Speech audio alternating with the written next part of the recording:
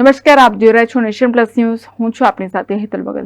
બોડેલીમાં દીકરીના કેનેડાના વિઝા તથા વર્ક પરમિટ કાઢી આપવાના બહાને ફરિયાદી પાસેથી 17.50 લાખ મેળવી વિઝા નહીં કરી આપી ઠગાઈ કરનાર નાસ્તા ફરતા આરોપીને વડોદરા ક્રાઇમ બ્રાન્ચની ટીમે ઝડપી પાડ્યો છે. બોડેલી ખાતે રહેતા ફરિયાદી આરોપી અબ્દુલ જાવેદ શેખને વર્ષ 2021 થી ઓળખતા હતા.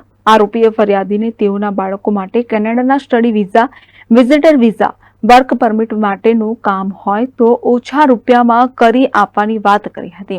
ફરિયાદીએ આરોપી ઉપર વિશ્વાસ રાખી ફરિયાદીએ તેઓની દીકરીને કેનેડા ખાતે મોકલવા અંગે વિઝા અને માતા પિતાના વર્ક પરમિટ અંગે વાત કરતા આરોપીએ 20 લાખમાં આ તમામ કામ કરી આપવાનું કહી કામ ન થાય તો રૂપિયા પરત આપવાનું જણાવ્યું હતું.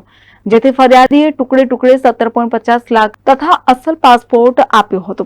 આરોપીએ વિઝાનું કામ નહીં કરી આપી ફોન બંધ કરી ફરિયાદી પાસેથી લીધેલ રૂપિયા, પાસપોર્ટ આજ સુધી પરત નહીં કરી વિશ્વાસઘાત અને ઠગાઈ કરી હતી.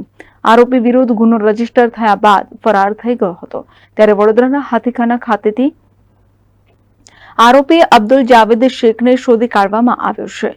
તેની પ્રાથમિક પૂછપરછ દરમિયાન તે છોટાઉદેપુરના બોડેલી પોલીસ સ્ટેશનમાં નોંધાયેલા વિશ્વાસઘાત અને છેતરપિંડીના ગુનામાં સંડોવાયેલ હોવાનું અને ગુનાના કામે પોલીસ ધરપકડ ટાળવા માટે છેલ્લા 1.5 માસથી નાસ્તો ફરતો હોવાનું જણાઈ આવ્યું હતું. ક્રાઇમ બ્રાન્ચે આરોપી સામે કાયદેસરની કાર્યવાહી કરી બોડેલી પોલીસ સ્ટેશનને જાણ કરી આગળની વધુ તપાસ માટે બોડેલી પોલીસ સ્ટેશનને સોંપવામાં આવેલ છે.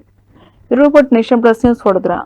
સમાચારોના સતત અપડેટ મેળવવા માટે અમારી નેશન પ્લસ ન્યૂઝની યુટ્યુબ ચેનલને સબસ્ક્રાઇબ કરો, બેલ આઇકન દબાવો અને જોડાયેલા રહો ફેસબુક, ઇન્સ્ટાગ્રામ અને ટ્વિટર પર.